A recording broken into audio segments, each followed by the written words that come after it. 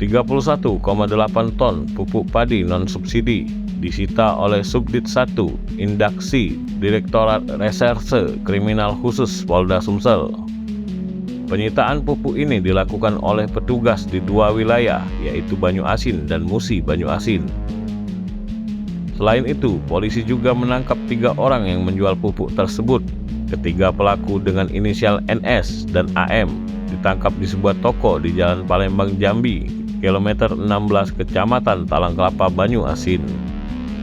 Direktur Reserse Kriminal Khusus Polda Sumsel, Kombes Polisi Agung Marlianto, yang diwakili oleh Kasubdit 1 Indaksi AKBP Bagus Suryawibowo, mengkonfirmasi hal tersebut.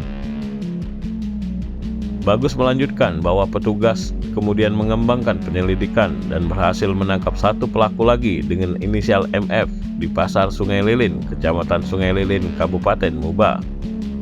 Pada penangkapan ini, petugas menyita 300 karung pupuk dengan berat total 13 ton. Menurut Bagus, rencananya pelaku akan menjual pupuk tersebut kepada petani saat musim tanam tiba. Namun, setelah dilakukan pemeriksaan, pupuk ini tidak memiliki izin edar dari Kementerian Pertanian, sehingga dikategorikan sebagai pupuk ilegal. Kasus ini masih dalam penyelidikan untuk mengungkapkan siapa penyuplai barang-barang tersebut.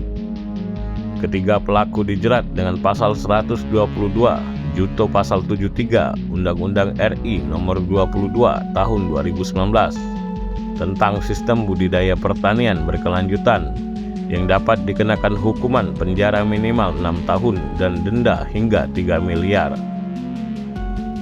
Sementara itu, Sarip Fatoni, Kasih Pupuk dan Pestisida Dinas Pertanian, Tanaman Pangan, dan Hortikultura Provinsi Sumsel mengklarifikasi bahwa pupuk yang disita tersebut ilegal.